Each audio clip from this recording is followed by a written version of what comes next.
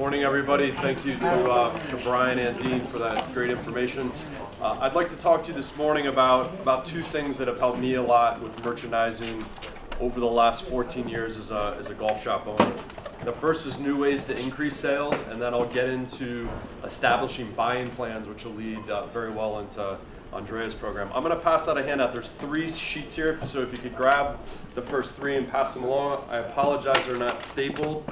I haven't had a lot of time with my new job to staple documents. So I'm always looking for new and different ways to increase sales. And it's very, very hard in the golf business, especially if you're at a private club. You have a small sample size of people. Most 18-hole golf courses have somewhere between 250 and 400, 500 members. For the most part, they're the same people year after year after year. So selling somebody the same white fairway and green or Peter Millar shirt or khaki pants or navy pants gets to be very, very challenging on a year-to-year basis.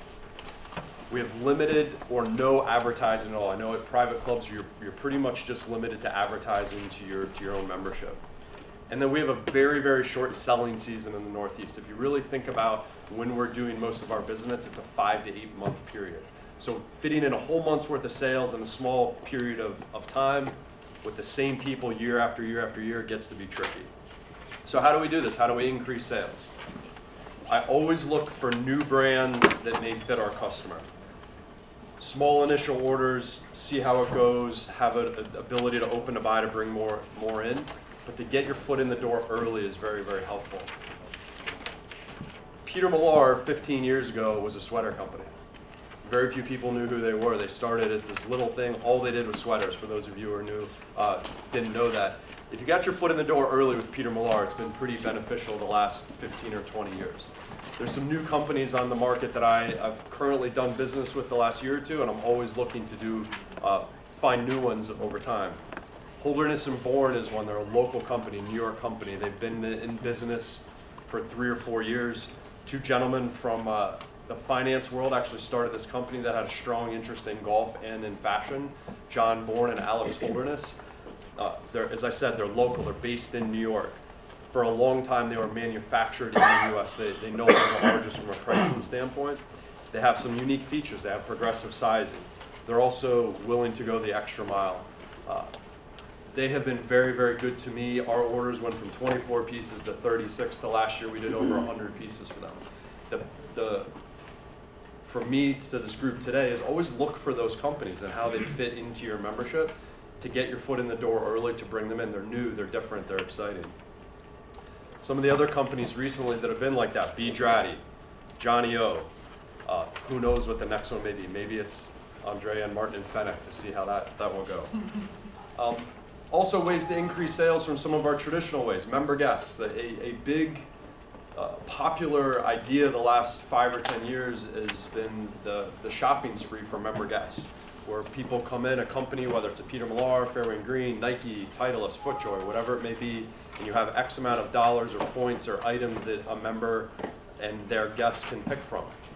On top of that, add to, hey, you can buy anything you want and you'll receive 25% off of it. So if you have something from, let's say, FootJoy, where you're giving out a free pair of shoes and a shirt, well, somebody wants to buy 2 or 3 pairs of shoes, don't prohibit them from doing that, promote it. 25% off of any additional purchase. It's sales that you never, ever, ever would have captured before that you can grab to a captive audience. For the last 13 years, I've done free shipping on all special orders, whether it's hard goods or soft goods. My wife and I have 3 little kids. We have a 6-year-old, 4-year-old, and 1-year-old. We don't do a lot of shopping anywhere except online anymore. There's very, very few places online that you don't get free shipping. So if a member or a guest comes into my store and we have a sweater that they like that's not in their size, that we want a special order for, that's a sale that we're capturing that we wouldn't have gotten before. I'm happy to spend the $5, $6, $7 on shipping for that $30 or $40 profit on that. That $30 profit that now goes to $25 is still an added profit that I wouldn't have gotten unless I provide that free shipping on a special order. I'm a huge proponent these days. I'm starting a new golf shop. It's the second time I've had to do this. Cash flow gets to be an issue when you're talking about March and April sales. I'm a big proponent of trying to get sales early in the year. And there's been something the last 3 or 4 years, it's been just a home run with me, and that's the Titleist ball promotion. I'm sure all of you in this room have heard of it. I hope all of you in this room are doing it, because if you're not doing it because you're giving away a free dozen, which you really aren't, Titleist is, everybody else is doing it. They're gonna get these balls somewhere. Last year at Waikiki, we did over 500 dozen golf balls in this promotion, and it was simply for one reason. I sent out an email every week. Boom, boom, boom. Charge the appropriate price. All the orders were done online. That 500 dozen equates to $20,000 in sales in March. What's Yes, your Chris? price per dozen when you're doing that? $50 per dozen. You're doing 50. Yeah. So I sell it for the same price, Chris, that I do for a dozen balls all the time. I know that there's professionals that have increased the price for that promotion. If you're doing that and they find out about it, they're going to go somewhere else to do it. So I didn't change the price at all, but for 500 dozen, you cost average it out, it comes out to, I believe, about, it's right around $40. I think it's $40.67 a dozen that you get. So for 500 times 40.67, it's just over $20,000 in sales. I get those sales in March. Those bills are not due until May and June. So from a cash flow standpoint, that's a home run. So what I did to piggyback that is last year, the last 2 years, and this is part of your handout, I did a Titleist glove promotion where I did the Q-Mark glove, which is a logo glove. Buy 5 gloves, get 6 for free. It's the same promotion, same email, same online application. Again, it's getting people to have 6 gloves in their locker, in their golf shop. Does it cost me a little bit of money? Yes, but again, if we did, last year we did over $5,000 in sales in March in golf gloves that I may not have done at that time of year. The ordering gets really, really easy with the gloves because you can order them in half dozens. You tell people, hey, it's gonna take you 4 weeks. So you may bring in some stock, but have an order form every couple weeks, look to see where you are in your orders, call your rep, order whether it's 100 dozen or whatever, however many dozen, not 100, but let's say it's 20 dozen of assorted sizes to bring in, put them in their locker at the beginning of the year. It's a great way to increase sales in a category where you never think of, okay, how are we gonna increase glove sales? Well, if everybody buys 6 gloves at the beginning of the year, you're gonna increase your glove sales. I've also done a lot to invest money in products that I know we can sell. A great story with that is what I did with Titleist Vokey wedges a few years ago, where, and it started out as a fitting process where everybody gets the demo wedge pack, which is 15, 16 wedges. You probably didn't know that Titleist makes 47 wedges with different lofts, bounces, and grinds, 47. So we're supposed to fit people, our members, with a sample of 15 when they make 47. Didn't make much sense to me. So I went to Jay Hill, our Titleist rep, and said, Jay, I need all the wedges, every single one of them. He looked at me like I was crazy. And I said, look, if you give me or I buy from you at a discount these wedges, I guarantee you we'll be able to sell wedges. So I brought in all 47 wedges, put a Liloft machine on the back of a cart so we can bend wedges, whether it's loft or Langle, right on the lesson tee. You advertise to your membership through a simple email. Hey, come to Waikiki to be fit for wedges. We have every single loft, every single bounce, every single grind that Titleist makes, and we can customize your wedges on the spot. First year we sold 200 wedges. Now we have 260 members. I had 260 members at Waikiki. We do about 20,000 rounds, so it's an active place. When you sell one wedge, you don't sell one, you sell 2 or 3. Tell me one person that has one wedge in their bag anymore. The last 3 years, I sold over 800 wedges. It's all custom. You bring in, let's say it's 75 wedges at the beginning of the year. Everything else you can order off the bounce, the grind, the finish. Great. That's 800 a year? Or 800 over 3 years. So yeah, about 250, 260 wedges a year. So I parlayed that into a Scotty Cameron experience. Again, you get Scotty Cameron demos, 4 or 5 clubs. They make a ton of different heads, a ton of different lengths, counterbalance, regular length. Brought in every single Scotty Cameron putter, got 2 Scotty Cameron staff bags on the putting green every day, put a circle around so it looked like a tour event. Let people try them, let people take them out on the golf course. We sold 150 Scotty Cameron putters last year. They're $375 a pop. That's a lot of sales between wedges and putters. Another way to increase sales, look at incremental sales in categories you wouldn't expect. Electronics, big deal these days. Seems like everybody has a rangefinder or a watch. A few years ago, I opened up a Garmin account. I make as much on a Garmin watch as you do selling 2 drivers. Think about that. You can bring them in half a dozen at a time. They ship from Kansas City. You get them in 2 days. So if your inventory levels start to go, you get new watches in, they're there in 2 days. You make $200 per Garmin watch. Think about that.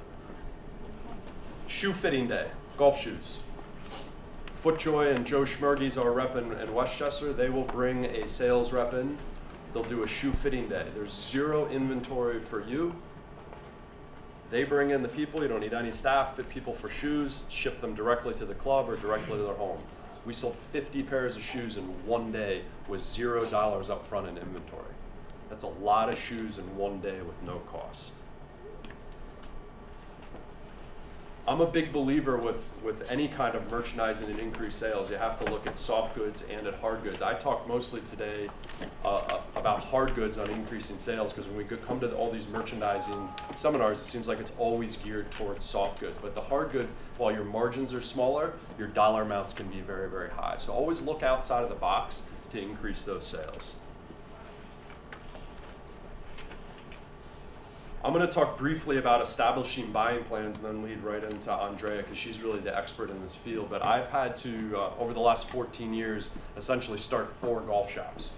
I've only had 2 jobs, but there's been 4 golf shops. I got the job at Waikeel 14 years ago and basically started from scratch.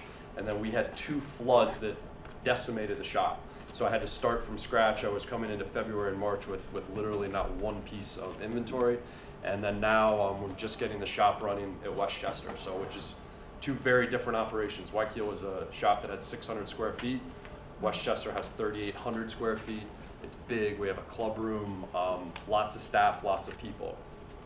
The first thing that I've done in every instance is you have to map the shop. It's imperative. You need to know the size of the shop. You need to know what fixtures you're going to have in the shop.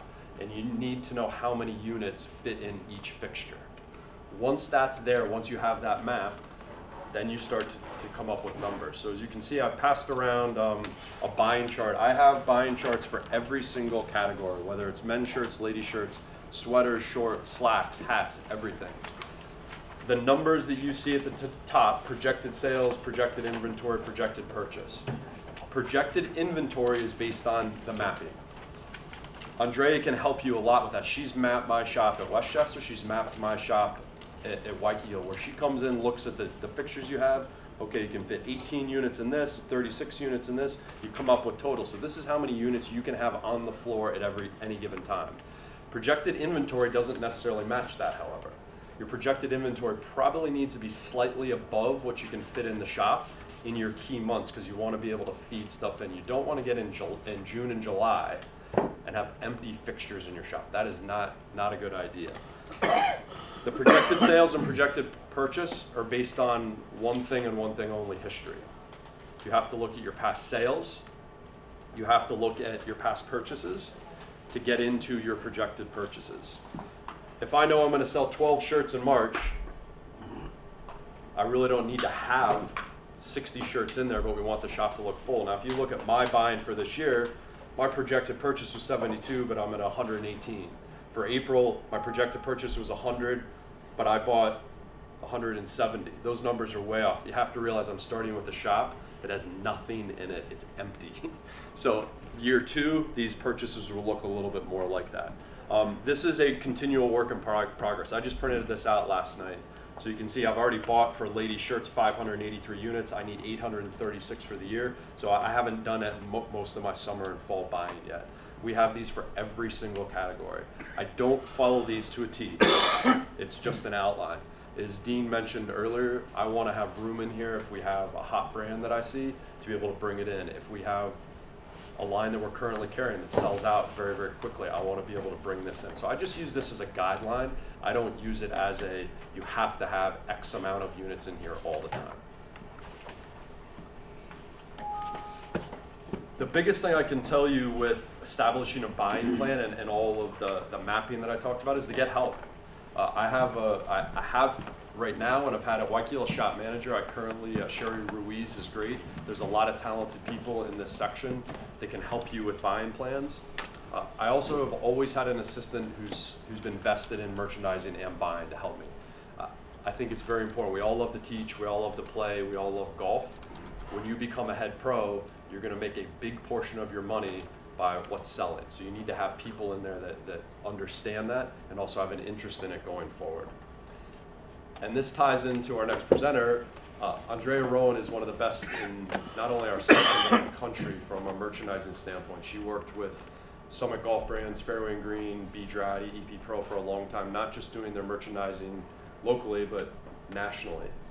She's helped me tremendously over the last 12 or 13 years mapping my shop, helping out with visual displays, which is really her specialty. And now she's in the fixture business, which I know she's going to touch on a little bit too, which has helped me a lot to do that. Does anybody have any questions for me before I turn things over to Andrea? Did you change the fixtures in the shop? Did you redo things in there? I did. The advice I would give anybody who's starting a new job is make it different. I think Dean mentioned that as well. Put new carpet in, new lighting, new paint, and new fixtures everywhere except what was on the walls. Did the club do that? It was a collaboration, yeah. Yep. Both. But I think it's money well invested. Yes. Do you ever change the fixtures during the year, and do you have any reason for doing it, or the actual fixtures or the displays? both? Actual fixtures probably not, because they're big. It's a big shop, so we don't do a lot. We map the shop and we'll move things around a lot in the shop. We'll change displays on a weekly basis. So is this shop mapped for maximum items, or is it for, you know, Yeah, maximum items. maximum items only? I think you have to use what you're thinking about doing going forward, and also your past history to figure out how many turns you have, how many times you're going to go through merchandising the shop. So that when we do the mapping, it's a maximum amount. I know from Waikiki was so small that we could have a ton of inventory in the back, because if we had a busy day or a busy weekend, you'd have to bring a lot of stuff out. Westchester, my inventory levels are pretty high to begin with. We'll still have inventory in the shop, but we have we check our inventory levels every week at Westchester in case we need to order a specific product. The sheet you gave us is Waikiki or Westchester? That's Westchester. Yeah, you could. Most people could probably translate this to men's shirts, not lady shirts. The numbers on here change based on every club, and that's where the past history comes in. And I have formulas that I can give people that John Kennedy has passed on to me. I worked for John 20 years ago. He does things differently than I do. He always used to do it on dollar amounts. I do it on units. The dollar amounts to me fluctuate depending on what brands you bring in. Anything else?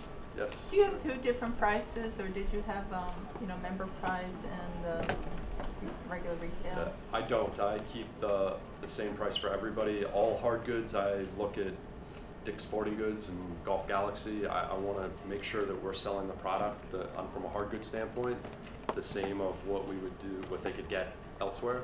Soft goods, I Keystone everything. We will do some specials with events, but I feel like both the places I've been, the logo sells itself. You do need to discount things occasionally, but I Keystone all soft goods across the board.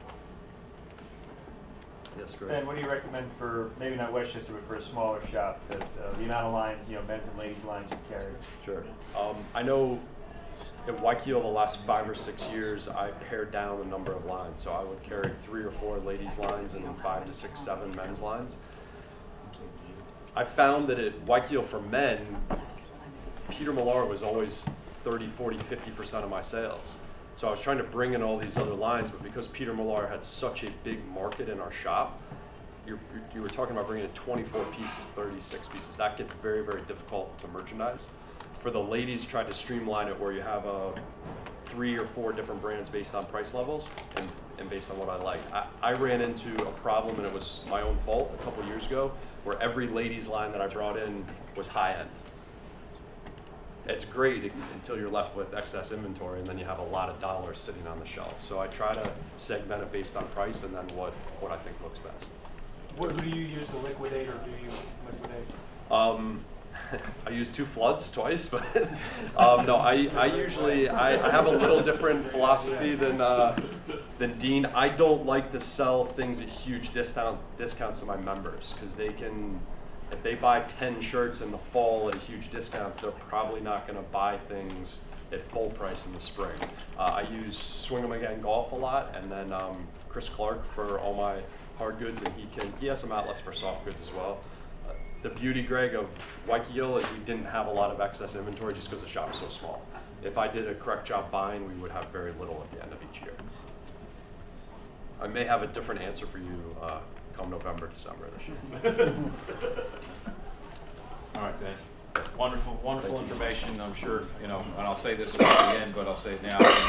Any of these guys or gals would be happy to, you know, keep discussing these things, and I'm sure just keep helping you throughout the year, and great information, and you know, best of luck in the new venture this year. We're having technical Yeah, difficulties. computers are computers, so. I feel like my presentation is so visual, and when I Okay, talk about okay. visual merchandising, Right. want to try to make it So work. we're gonna have Sam Wiley come up and drop his brilliant knowledge on us. So Sam, Thanks, Dave. take it away. Good morning, everyone. Again, I think this is an important note for all of us.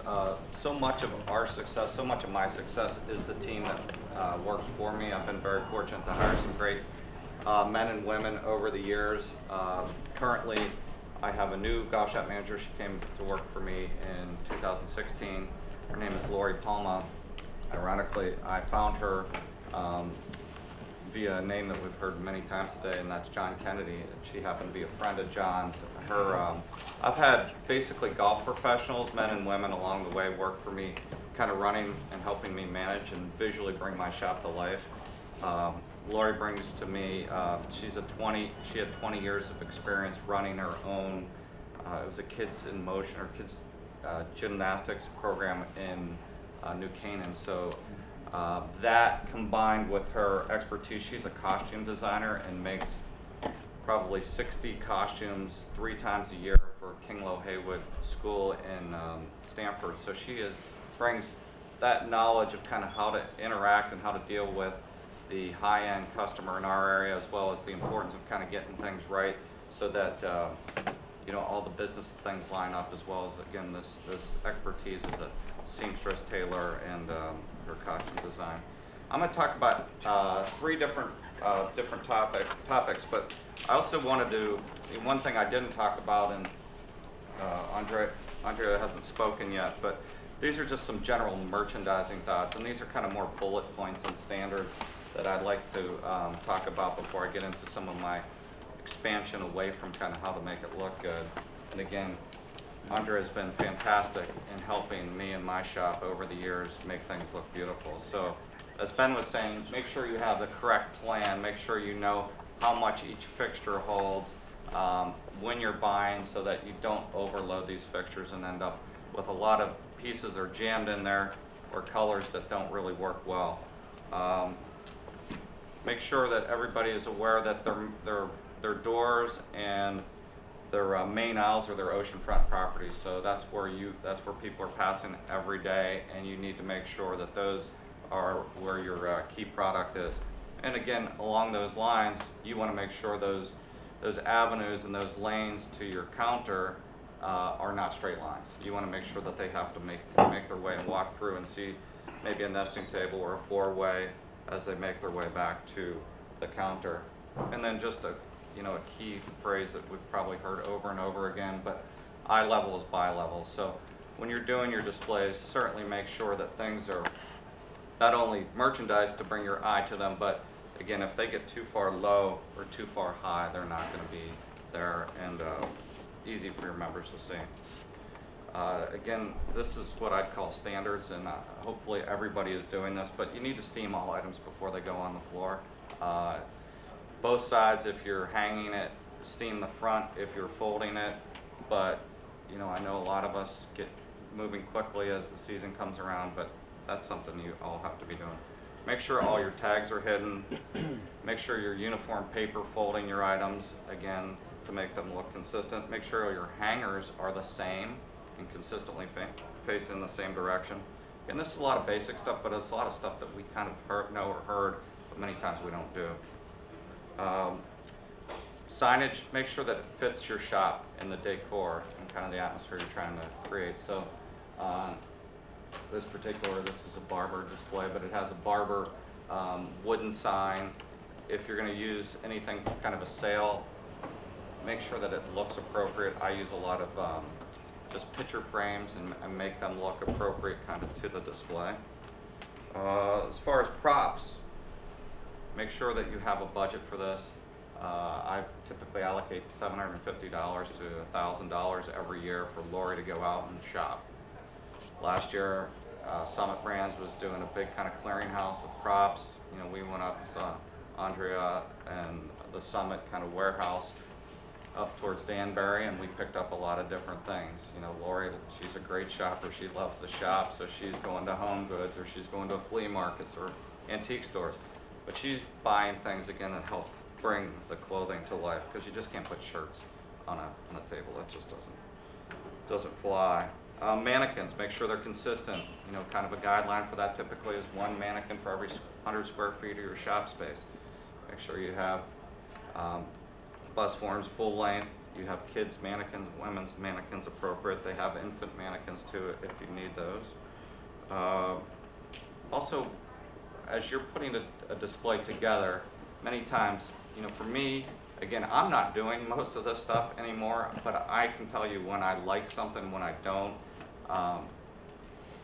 because that's the creative part of my brain. It's not the best part of it. Certainly, I'm more black and white, numbers oriented, but a lot of times take a picture of the display as you put it together, maybe even part way along, or certainly when you're finished. Take a picture of it. It really helps you kind of understand what somebody else may see when they look at that display. So that's a tip that I like to use. Visit and take pictures of high-end local retailers. I do that, and I have a picture of a display. I use that a lot. I send my staff out. They're always not only looking for maybe how they're displaying the items, but maybe just different apparel lines. Use resources like the Association of Golf Merchandisers. The AGM is an organization. I'm not sure how many of you are involved with the AGM. Anybody a member here? Greg? I've been a member for 20 years. You know, I know we're all golf pros that we love to teach and play and grow the game that way, and I think it's an important resource. They have a great workbook that they assembled. They put on different programs throughout the year. They tend to be sectional related, but you know, on the Tuesday prior to the show, they do this big forum. They have a number of different speakers there. So. Can I add a little bit to that? Yeah, if you're please a do. member of the AGM, you also get a 13% discount when you shop at Bar Display. So if you're buying hangers, or you want on hangers or mannequins or whatever it is that you need, you get a 13% discount, and that adds up if you're buying, you know, 500. And they do have some other little discounts too. But like I said, it's a great resource. And again, your typical. This is one of those displays. This is Barber, and I'll talk about this a little later. This is their New Haven store, and this is their ladies section. But I went up there, and again, I was up picking up my girls from a tennis camp, and I just took some pictures because that's a branded store, one of their flagship stores, and I'd like to see what they're doing there. Again, as you can see, they don't have items jammed on, you know, the two-way dividers or on the racks. It's nicely displayed, and they use accessories, the oars and so forth, to kind of help it come to life. But again, I'm a big believer in that. As far as sales, you know, Ben was talking a little bit about it, Dean as well. I'm not afraid of sales. I certainly don't like to lose money. I don't think anybody here does. But I've heard some different ideas along the way as far as some people, I do them again for my ladies' days and some various things, but a lot of people do a continuous sale. So what do you do when you have like a broken clothing line or collection, when you have 20 shirts and none of them match and they don't really merchandise with anything else? I mean, that's also a buying opportunity. Again, depending on how you buy, you may be able to bring in lines that have similar SKUs or similar colorways for the next drop that can work those in. But if not, many times it's well worth it to have maybe an off the path, maybe a corner that's a little bit dead that you can continually have a sale going on there as well. And people then won't be asking you, when's the sale, when's the sale, when's the sale. But I like that idea. Again, I also monitor my sell-through. I look at it at 30 days and 60 days, and certainly at 60 days I'm starting to mark it down. I don't want it in my back room. I want to get it out the door. So this also kind of leads into my next topic, which is lifestyle, expand brands beyond golf. And typically, you know, I do this because I can only sell so many golf shirts. I think we're all in the same business. You know, maybe Ben and maybe some of the other shops that have a lot of guest traffic, 1 member, 3 guest play, they can really grow their golf shirt business, but I've found it very challenging. So I've looked beyond golf to expand that. So what you'll find is if you come into my shop in late August and early September, I'm transitioning out of golf and I'm loading my shop up. Most people are trying to get out of business, trying to get out of their inventory at that point, but I am the opposite because, again, my club is active. We're active on a year-round basis, so my members just don't go away. We have a big paddle tennis program. We have a trap and skeet program. We have 4 bowling lanes in the wintertime, and people are there. And so I've also trained them, you know, for the holiday business, Christmas business, and the month of December is a huge month for me. And like I said, I'm not only loading it up at the end of August or September, but I also have some items that I've identified as key items that I have put on hold with some manufacturers. Some items that I think I might sell through, and then I can get back into on right around Thanksgiving is typically when I give them a thumbs up or thumbs down on that. But again, I'm not really hurting them either because the items that I'm holding are typically core goods that they always will have a need for, somebody will be looking for. But again, it gives me the opportunity just in case some of those items get sold out. So what brands and kind of why do I sell beyond golf? Shoes is a brand that's now certainly worked back into golf. Shoes is really important to me because we do have this active outdoor group. We have 8 paddle tennis courts. They do have true moisture wicking and base layer clothing. And my members certainly know it because of the high-end ski jackets and clothing that they sell. So in Darien, where we are, there's a Darien Sports Shop. They sell shoes as well, but they're selling jackets that are north of $1,000. So when they come in and they see something that I'm selling for $200 or $250, or I certainly have sold jackets of theirs, over $1,000 too. But I cannot buy this quote-unquote true ski gear, but I can bridge kind of their golf into their lifestyle. So that has become an important brand for me. Barbour. This is a name you may or may not be familiar with. This is a UK clothing company. It's been something that the royal family has given their coat of arms to, and it's a classic line. They're known for their wax cotton jackets. People use it for hunting. But in Darien, it's almost kind of, in Fairfield County, it's more of a lifestyle piece. It's more of a kind of a preppy way to dress. Guys will wear their Barbour coats over their jackets on their way to the city on the train. So, and I've done it with the women as well as for the men. Vineyard Vines. So obviously, Vineyard Vines from golf and then from retail and what you see in their company-owned stores. But I've kind of a fortunate situation. One of my members is one of the Murray brothers, but because we have one of our other amenities at the club is we have a beach club, and so for me, I'll get into a little bit of like why I created I reincarnated a beach club logo that the club had. We found it in an old Centennial book. I updated it to kind of give a little, it's a burgee. I updated it to, can we go to that image?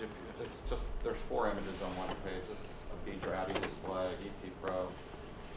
And again, Lori's really helping bring that together. So these are some of the logos that we're using. Like I said, we have a gun club. There's a gun club logo. Now, I provide the hats for them. I typically am not selling their stuff in my store, although I think it's a pretty cool logo with the pheasant, the clay pigeon, or clay target on their back. But this is the WBC. That's the Beach Club logo. That's something that basically nobody knew of because it was just forgotten.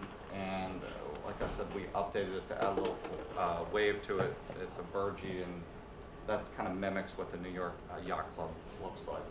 But for me, what I do is not only do I buy some of their golf clothing, but as I was discussing, when I head into fall, I've asked them, and I buy their pure retail line. So it's not golf clothing. It's vest, it's cords, it's outerwear pieces, it's woven dress shirts, all those type of items is what I work to for my fall look, and Vineyard Vines is a part of that.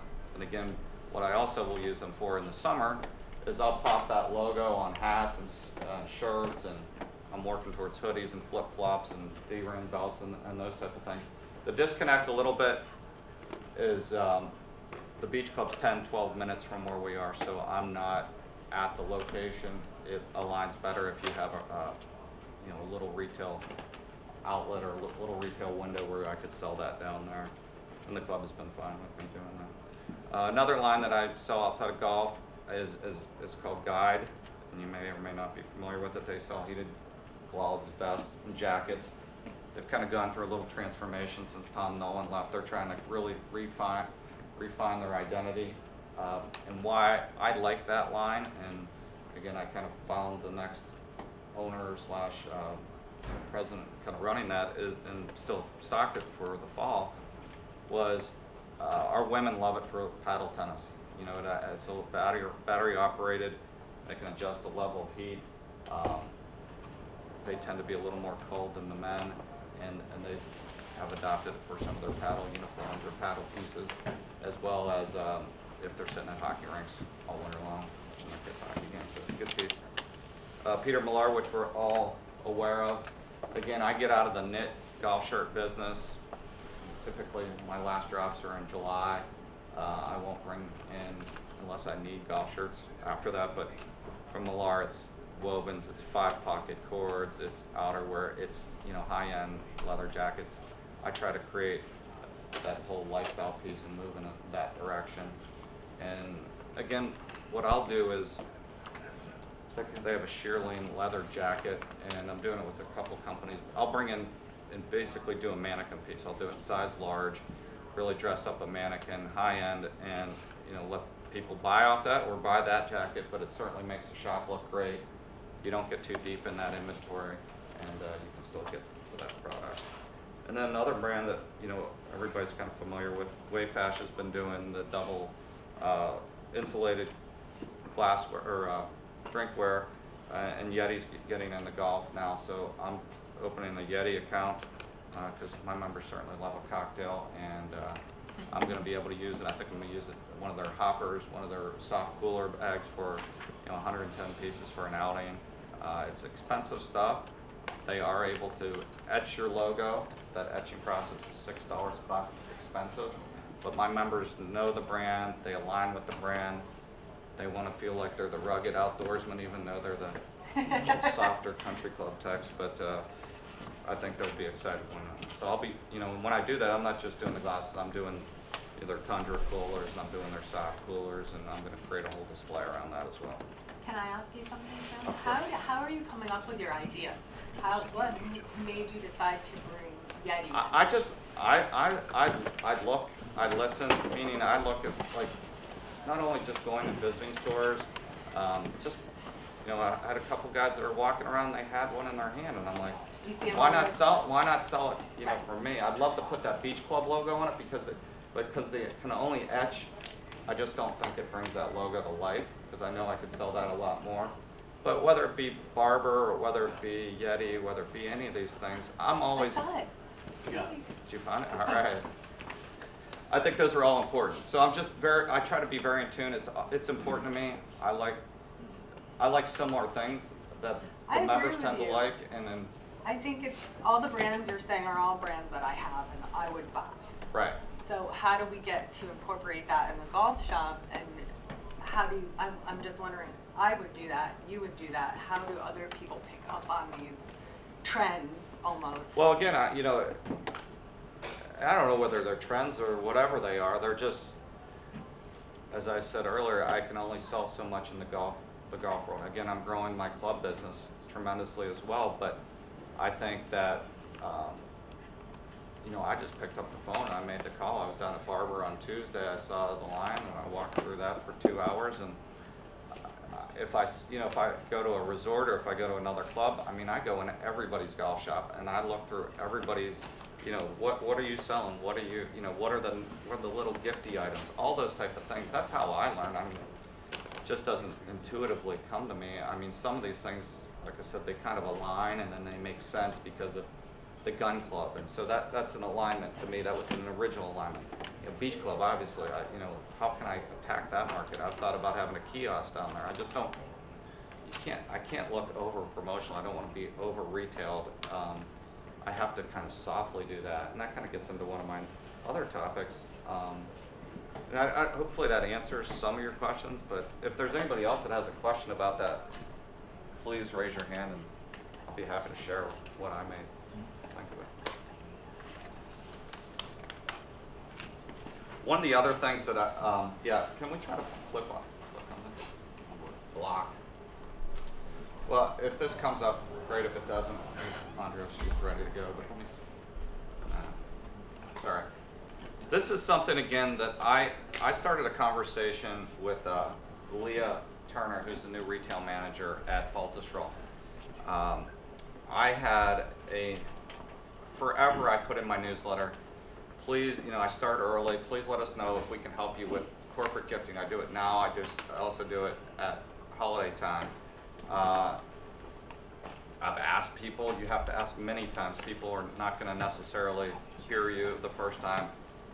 Most of our members and your members are not, they're at the executive level, they're not at the corporate buying level. But what, this particular member approached me in November, and they said to me, we're looking at some vests, yeah, and this, I'll go to this in a second, but they said to me, we've talked to Columbia and Patagonia and whatever, and they're like looking at vests. They need to do 350 vests, but they needed by the 13th of December, and it was November 22nd. I remember it very vividly because it was my daughter's birthday. But they said, can you give us an option? And I'm like, let me see what I can come up with. And I went to Vineyard Vines, and they had a male and female companion piece. And I got their logo. I sent them, first of all, I had overnighted the piece to them so they could see the piece, see the quality, see if that fit what they were looking for. I gave them the price, got their logo, and literally it ended up being north of 350 units. So I was like, this is where I've wanted to go for years. I haven't had anybody to help me kind of prospect this and create some inroads, but in talking with Leah, she's like, you know, when I was in Canada, I worked with this group, and it's Match Play Marketing, and you know, we grew corporate business, and I knew this was big at Baltusrol because they do a ton in the shop, but they have also like 90 outings and just incredible volume. But what we discussed is, why don't we find some brands that, you know, align with our clubs and create a template for us in the States. And I think this will be, you know, once this gets done, it'll be available to anybody, and I don't think it's going to be a lot of money. I think it's going to be like 350, 400 bucks. But it's just a more upscale way of presenting it. So I've gone to Peter Millar, and unfortunately not Fennec, but I've talked to Fairway Green, Zero Restriction.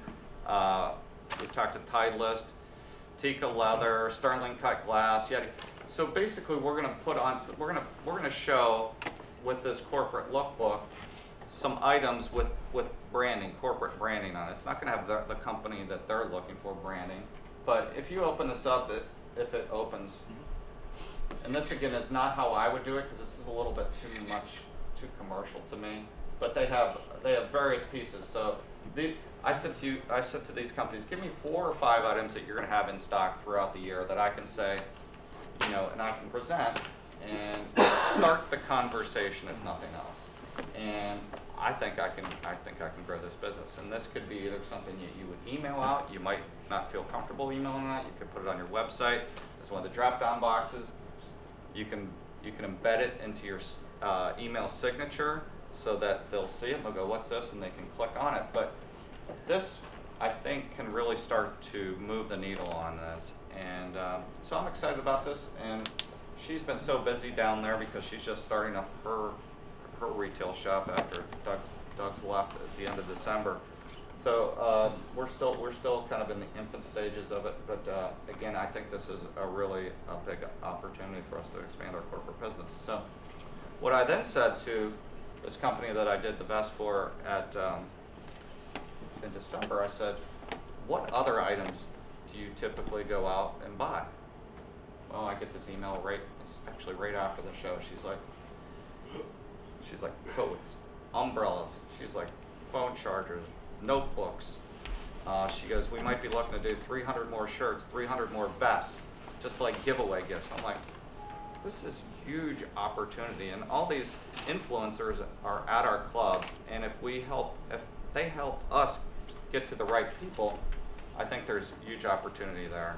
And again, I'm going to turn this over to my wife because there's a lot involved with this. I'm sending them samples, branded samples right now, just to kind of get their thoughts on those pieces. But again, I think the important thing is, how do you price this stuff? I think you have to price it aggressively. Obviously, you're going to kind of know. I didn't know whether this first order, she said it was originally going to be like 200 or 250 vests. It turned out to be like almost 400 vests.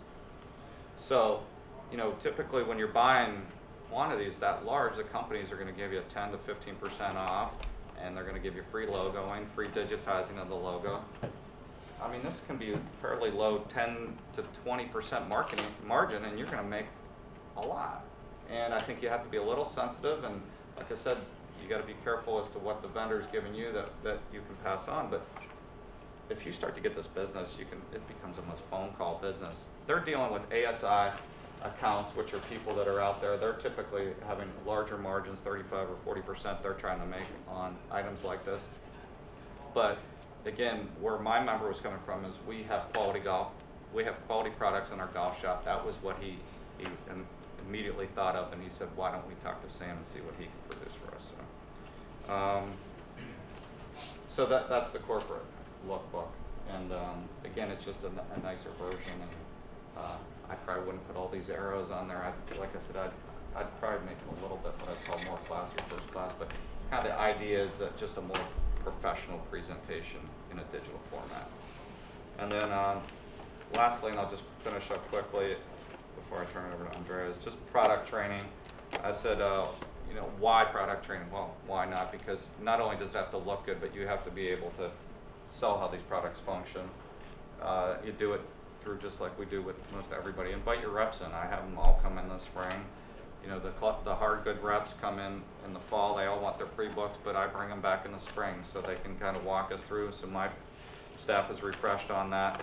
I have my staff, I have them go out and hit the club heads, hit the shafts, hit the different shafts, so you can kind of understand how each driver functions relative to your normal launch and spin rates. For apparel, obviously have your staff wear the product, walking mannequins. They can obviously explain the fit and care, because that's an important part of the sales process. Ask apparel companies to have their merchandiser come in. Andrea was great. She kind of helped not only bring the product to life, but she also helped train Lori and give Lori more of her insight into kind of how golf and merchandising is most successful. Make sure your whole staff is there, and you certainly understand all the features, the sizing, the care, the benefits, unique features, waterproofing, MMs of waterproofing, all those little buzzwords that are important. And then, as I think everybody discussed, do not neglect the ladies. Don't turn your back on that. Make sure you understand kind of how a short fits, how a certain line fits, whether it fits, with Barber, there's UK sizing and US sizing, so that can be a little bit challenging. But please make sure your staff is aware of that, and you'll be successful. So if anybody are there any quick questions before we turn it over to Andrea? Okay. Way back before you were a golf shop owner, did you set aside like a certain amount of money when you knew you were going to take the golf shop over and kind of? Was that the finance part of your question? Yeah, really? yeah, that was, yeah. So, Did no, you- I mean, typically what we would do is we'd have our vendors write about the quality of us as individuals. If I had an account set up somewhere as like a small personal checking account or savings account, Yeah. they might write something on your behalf. Typically, you've got and many of these clubs have been around for 100 years. If you take kind of the history of the sales, you could have many times some of the new members at your club might have some banking ties in the community. It's really not going to be that hard, I don't think. Clubs would probably be willing to co-sign. You may have to ask that question whether you want, some clubs then may want to look through all your financials at the end of the year. I would try to self-finance as best possible, and certainly. Can I chime in on that too? Yeah. I think the biggest thing to remember too at a private club, most private clubs you have Baggerman range. So you get more money than you need in March. Yeah. The other thing is most clubs will give you either interest-free or very low interest loan your first year or two even to get your initial inventory. Would you say it looks better though if you're already ready with that before they have to come to that question, or? No, I don't. I think that the golf shops are very interesting. I don't know if there's a single golf pro that's ever been hired because of their presentation based on a golf shop. Okay. It's based on a golf program. Yeah. I know when I was hired at Waikio 13 years ago, I got 0 questions on the golf shop, none, 0. So I think from a hiring standpoint, I think coming to the club and saying, hey, I've been pre-approved for $200,000, I think it's irrelevant. Okay. Yeah, I don't think this is important anymore. And like I said, I don't think you're going to find the financing aspect or side of it as hard as maybe people. And again, my 2 head professional jobs, I didn't have range or bag storage, so I just did it via a line of credit. But there's always somebody that can help. All right, thank you. All right, great job, Tim. That was our 2016 Merchandise of the Year, the section. That's been 18th year Weaver now, so a lot of great knowledge. All right, last but not least, Andrea Rowan, who's going to talk about visual merchandising. So I've already been introduced, but obviously I'm Andrea Rowan, and I work for Summit Golf Brands for 11 years. I also work for John Kennedy.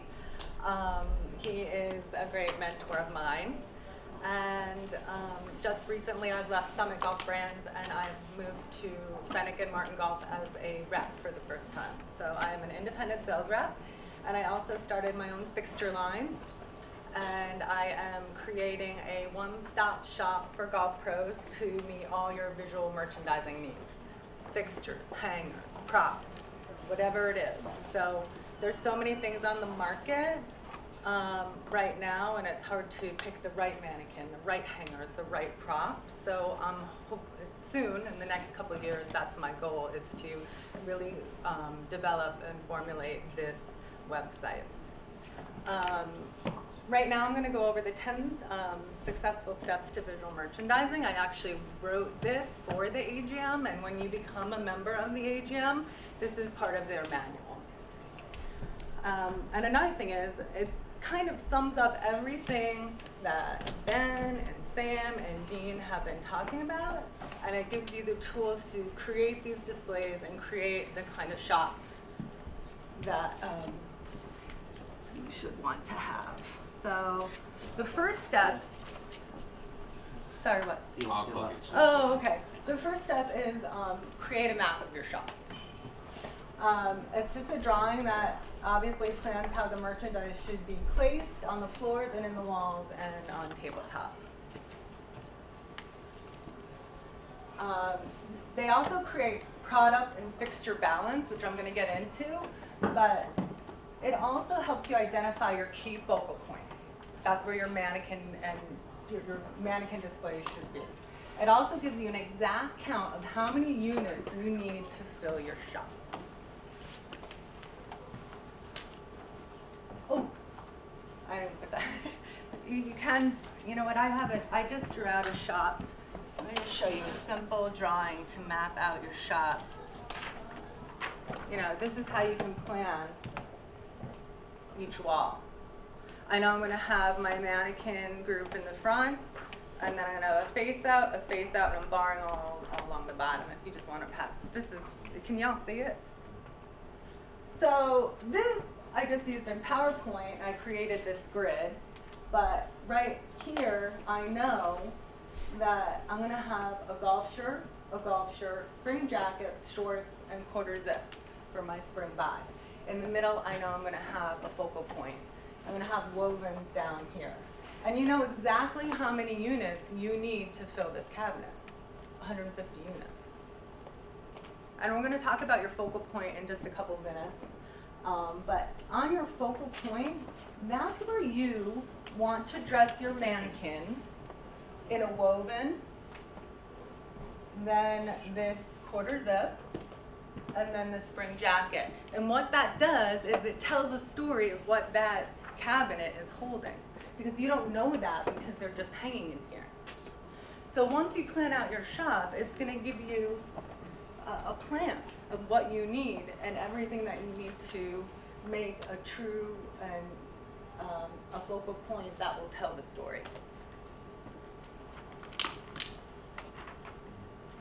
That's it. Skip that one.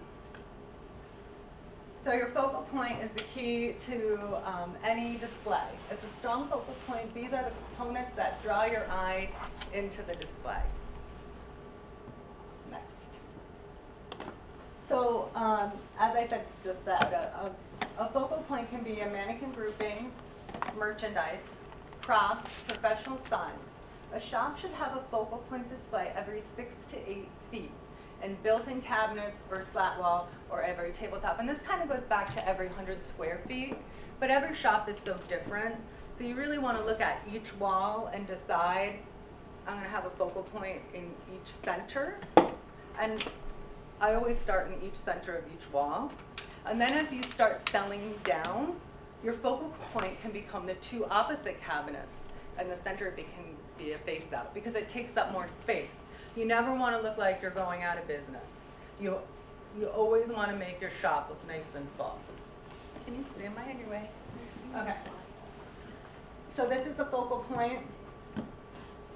Just two mannequins, always telling the story of what's on that table. And this is a great way to plan your focal points when you're planning out your shop. Just take a riser and a prop, and you know you're going to have a mannequin right here, and that's your placeholder. And this goes back to talking about Babe Ruth having a theme. A theme will explain the story you're trying to tell to your member or customer. A theme can keep you focused within your display and hold the display components together. It can also brand you, who you are, who your club is. So I always have an inspiration. Babe Ruth was your inspiration. I think that's a great idea. If you're a hunt club, you can use saddles or whatever it is that might inspire you to bring props and get excitement in your shop. So right here, this inspiration was Martin's inspiration collection for Casco Bay, which is the collection that's coming out this fall. So I do all the displays at the PGA show. So the next image is how I come up with, I do go to flea markets, I do go to Home Goods, I do find all these things. So this is at a flea market, and I saw all these buoys and trunks, so I purchased them to create my display.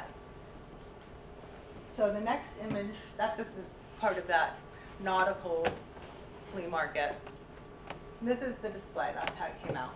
I painted the buoys to match the colors of the garments. Because you have to keep in mind, you have to have the same color theme as well. Because if I put yellow and orange buoys here, it wouldn't work. I found barnwood, I found buoys, I used these big fishing crates as my risers, I used rope as a riser, and that's how I came up with this.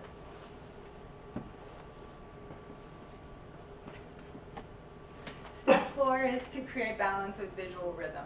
Visual rhythm means visual movement from item to item. The movement can be created by color or varying heights. This is very, very important. And it's everywhere. In every ad, every magazine, everywhere you look, there's visual rhythm. So if you go to the next slide, this is visual rhythm. Blue, blue, blue. They put this here on purpose to create your eye to flow through the display. So when you're buying and the color of the season is laser green and you're not sure you're gonna sell a lot of laser green because it's just this bright color and you don't think your memberships are gonna like it, but you wanna bring it in, don't buy one. Because then what happens is you put one laser green stack there and that's what your eye is going to go to. And they're gonna walk away from it. Buy 3. So if you buy 3, and it doesn't have to be a solid laser green, you have one solid, one with a stripe, maybe a golf bag with a laser green zip, then that would create visual rhythm if you incorporate it within that display. And it's everywhere. I just have some examples.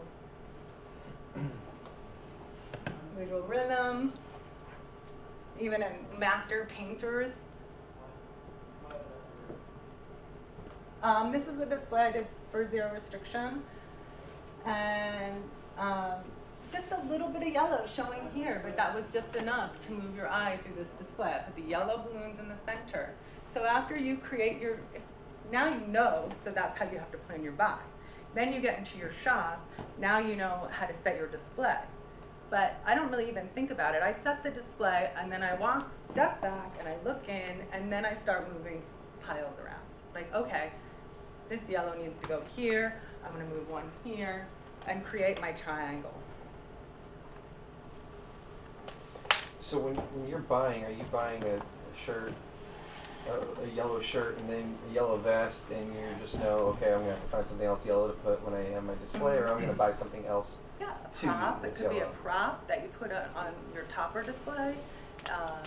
You're thinking about these when golf you're bag. buying. It could be a pair of shoes. You have to have it. You know, you have to. That's why making a map and having a plan, then you have all the pieces you need to kind of put the puzzle together. Would you offer those items, like with the buoy items, how you painted them to match your color scheme? Would you offer that to us as selling them so that we can put it together like that, or that's strictly on? Well, if you're at the show and you say, what are you going to do with these props afterwards, I end up giving them to one of our customers or whatnot. But no, typically, you know, we're not, as a company, we're not in the prop business. But there's usually specific color schemes with all the lines, you know, like, you know, what you only had like that fluorescent green or something like that last year. And, you know, that'd be hard to match, but, you know, it seems like. I think what you have to do, I mean, if you have somebody really creative and really wants to get into, you know, visual merchandising and merchandising your shop, that's something, I mean, on my website, I'm hoping to have all these props, and I will have the color of the season colored props on that website, but not typically, I'm not going to have everything for everyone and every brand. I mean, everybody's so different. That's kind of up to you guys to do that. Okay. Step. I think we're going to step 6. I'm not sure what the next slide is. Oh, it is group type. Okay, so when you are creating your focal point or your focus table, you always want to, and this is a very common mistake, you want to group type. You want to take everything and overlap it. You don't want to create, can you go to the next slide? I think I have it. That's just an example. Let me just see a grouping type. Anyway, you always want to, hold on here, you always want to overlap. You don't want to have big peaks and valleys. So you don't want to put a mannequin here and then a mannequin on the other side of the table. You want to have them really close together like they're best friends. Otherwise, they seem like strangers. And then in front of the 2 mannequins is where you should put your signage and your prop. Just like when you saw the first image of that suitcase, that's your focal point. That's where everything goes. Don't put another mannequin on the other side. It should all just be together. This, I want to talk about, can you go back one? Oh, sorry. This is, I don't know what I created this for, I can't even remember, but I love this slide because this is a perfect topper display. So say you don't have a focal point and you you need more space, you have to do a face out there because you don't have enough space to hang all your product. So on top of that, you can put a little shelf, and hopefully you have enough room in your shop. But that's where you should do a little, this is a topper display. And you should really have one in every cabinet. It doesn't have to be this detailed, it can just be signage or whatever. But this is just books and a trophy and a little stack of shirts. Again, it also can tell, you know, the story that what you have in that cabinet. I know I have merino wool sweaters and I have knit shirts. So you're always wanting to try and tell the story with your display. This is just an example of a group type display. And sometimes when you want to hide the back of something, say you want to put all your clubs behind, that's where you're selling clubs. You don't want to show, you don't want to see all the club heads within your focal point of your display table. That's when you want to kind of create a barrier. So right here you have mannequins, you have a riser, which is just a basket turned on its side, and you wouldn't be able to see behind it. This is a well-balanced image of a cabinet. I don't even know where that is. Maybe. That's BP Pro. But I love the way this is merchandised. You have a little topper display talking about ladies' hats. You have two face outs. You have stacks of products. You have another face out, and then you have two bars. So that's what you should do with every cabinet, too. You want to make sure, one, you're telling a story. You have face outs. You have a nice little folded product with the logo popping out. And it's just very balanced. You don't want to have bar over bar, bar over bar, face out, face out, face out, face out everywhere. You want to make sure when you create your map that you have enough, you're balancing enough face outs and enough bars and enough focal points. And this is fun. This is one of I used to go to Band and Jeans every year and create a visual merchandising competition. So I would go through this seminar, and then everyone would go out on their own and recreate a display. And I loved that this old Mac shop they went outside and they took this bench. They had not enough risers, so they just went outside. Or you can go in your attic. Some of these clubs are so old that there's so many things within the club, prop-wise, and different things you can use and find. So, like I said, they went outside, they pulled this inside, and it made a perfect, like, nesting table. So here's overlap, you know, your mannequin's props, so there's no open space between them. Just more examples. You can go through the picture. This is actually Westchester.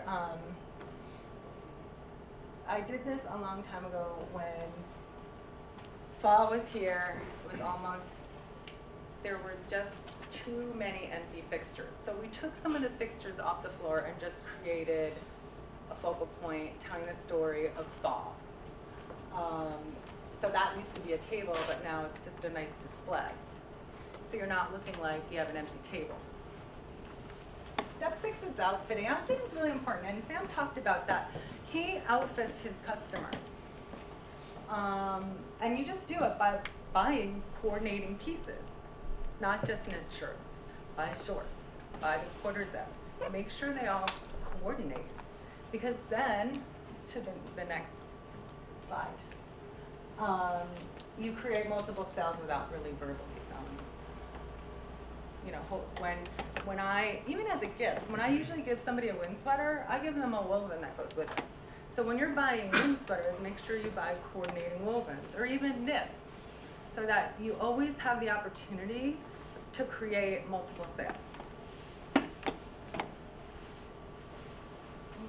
This is some outfitting. If you have a window, you can even do it in a window. It's just saying this is about wovens and fall vests.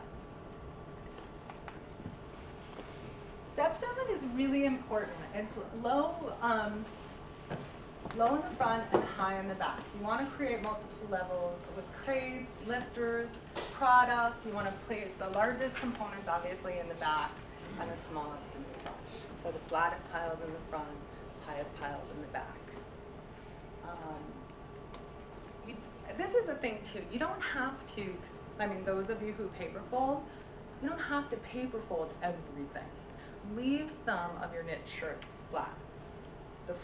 So say you want to have, just in your head, you can always say, all right, I need 3 levels. 1, 2, 3. 1, 2, 3. And it should be in every focal point of every cabinet. You want 1, 2, 3. Every tabletop, 1, 2, 3. And just make sure you have the components to be able to do that. I also put all these slides in here to talk about holiday for 1 second too. Holidays are really, really important. Holidays give an excuse for people to buy. Holidays make people feel good, so you always want to tap into holidays. It's a psychological thing. Oh, it's Halloween, I'm going to buy a new sweater. Oh, it's Easter, I need a new woven and a tie. Oh, it's St. Patrick's Day, I need a green shirt. Oh, it's Christmas, I need to buy all my gifts. It's Valentine's Day, I need a pink shirt. So whatever it is, you want to make sure you're tapping into holidays, and Home Goods is amazing for props for holidays. And you know, I'm not saying decorate your whole shop with Easter, but on your focus table, when they first walk in, that's what you want to say. It's Easter, don't forget to buy that woven. And also, if you go back for 1 second, sorry. Try and get neutral props. So if you can put like all these Halloween props, I got a white pumpkin, I've got black and white signs. Because that's not gonna, you can put that with any product colors. It's not gonna fight with each other. If you had an orange pumpkin, it might not look good with all the sweaters that you brought in. It might be that bright focal point color that you don't want to draw that much attention to. So when I'm buying props, I try and stay in the neutral zone. Christmas, Westchester, it's as simple as throwing a wreath over a mannequin. You don't have to go crazy, but there's just simple ways to do it. Less is more, like Sam also pointed out. It's just that, you know, you don't want to overload your displays with props or product. You want your props are really supposed to disappear, and your risers, but you don't want to have, you don't want to look at this, but it does confuse the customer, especially when you never want to block any table. So, and typically also, less merchandise creates a higher priced image. So use your math as a guide to figure out the ideal units that will fit and present well. This is also something that drives me crazy. You don't really you want to keep your signage professional, get it from your vendors, and create your own signage. Don't just generate something on the computer or have one of the assistants do it. You're branding yourself. So like Signs by the Sea, I've talked to them, I love that company. Have them create a sale sign for you, 30, 40, 50% off with your logo on it. Instead of just generating a computer sign that you stick into a frame and put it out there. So try not to use handwritten signs. And step 10 this is really important. It's just clean every day. Make sure it's on your opening or closing procedures. Your carpet, people see it, all the grass. They see, and if you clean every day, it has a fresh, clean scent. It's where they want to be, just like you want your house, nice and clean and tidy. Your golf shop should be the same way, and especially mirrors and glass. It should be Windex every day. And that's it. So there are hundreds of pictures, but we don't have to go through that. Does anybody have questions? I'm just curious what kind of prop decor budget you usually have to work with. Well, Sam has a very nice budget of $750 to $1,000. I feel like when I do a prop shopping for a club, it's usually around $700. And that takes care of the seats. Takes care of everything. I mean, riser, especially, it depends what level you're buying at. But if you're going to Home Goods and you're buying crates, you're going to the mystery shop and you're going there and you're finding things, $700 should cover it. You have a massive storage room of all of the fun props that you bought over the years. I used to. I mean, I worked for Summit Golf Brands for 11 years. So I had, and I also ran their photography department. So everything they had on their website and everything we did at every show. So I had a storage unit in Florida. I had a storage unit in Danbury. Yeah. But now, I mean, I always collect. I'm a collector. I go to Brimfield every year. I really want to get, I want to do like almost a field trip to Brimfield if anyone is ever interested, so I can go with you and maybe find amazing things there. So. What's Broomfield? Brimfield is a flea market that happens 3 times a year in Massachusetts, Sturbridge Village, so it's about 2.5 hours away from here, and it is a mile long. And there are vendors that come from Canada, from all over the whole entire country. What dates is amazing. that? Did you see those pictures of all the nautical? There's a nautical guy there. He's there every year. It's really. What time of year? What time of year?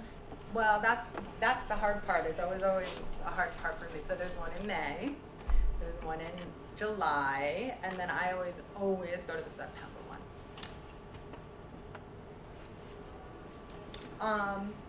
If you go back to Yeah, the sure. slide. I'm just clicking. Okay, for example, you know how you have a beautiful backdrop and is that something you created, I'm assuming? Well, I mean, you can always create a backdrop in your shop, and I personally think it's a fun idea because just say you took this lattice and you put that behind your ladies' table, and on the other side, you can put mannequins in front of it and an image of your golf course. I bought some fabric and I did a corner in the ladies with this nice fabric, but then I couldn't hang anything on it. So then I had to buy a little unit so I could put stuff in front of it. So it does cut down on wall space. Well, if you take like a foam core board and maybe if you coated that with a color fabric, say you want to just have a signature of where your lady is, I want to do light blue fabric. And you take foam core and you cut it to the size that would fit into the cabinet or wherever the flat wall is that you're creating, you could do it that way. Because you can poke through it. You know, you can make a slit so you can still do a face out. Yeah, I'd get thicker fabric. I have thinner fabric. It's not as durable. I mean, there's lots of things you can do if you have the time and energy. And what Sam was talking about before, and Ben too, is that if you're not good at visual merchandising and you don't like it as a pro, hire somebody that does.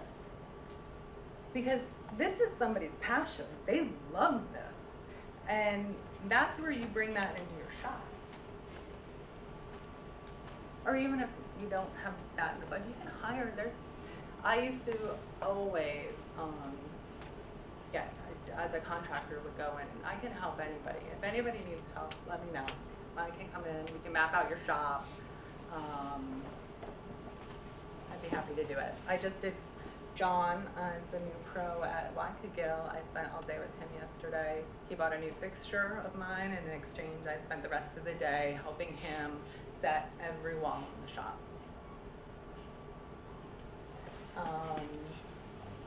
Also, my fixture line, I designed, and Ben bought quite a few, but I just want to show you. It's also time in spring to make sure you have the right hardware. Because you could plan out your shop and map it out, and then you go into your back room, and you don't have enough shelves, and you don't have enough brackets, and you don't have enough face outs. And maybe you have all focus tables. But guess what? Those focus tables, you're not buying a lot of cotton product. It's all technical product. So what I did, and this is something you can think about for the future, is buying new fixtures that can hold today's product. So this, for example, has a little folding. You can use it as a focal point, and you can hang 90 pieces on it. So that's something to think about too. Spring cleaning, go back and make sure you have everything you need to have a successful season. Anybody else have a question? Okay. All right, great. Thanks everybody for sticking around. I know we ran over time a little bit, but just too much great information to pack into only a couple hours. So thank you for your time and your patience and just for listening to all the great information. We've got the March newsletter has been posted. Keep an eye on that for all the latest signing up for everything and all the events we'll be doing in the Met PGA this year.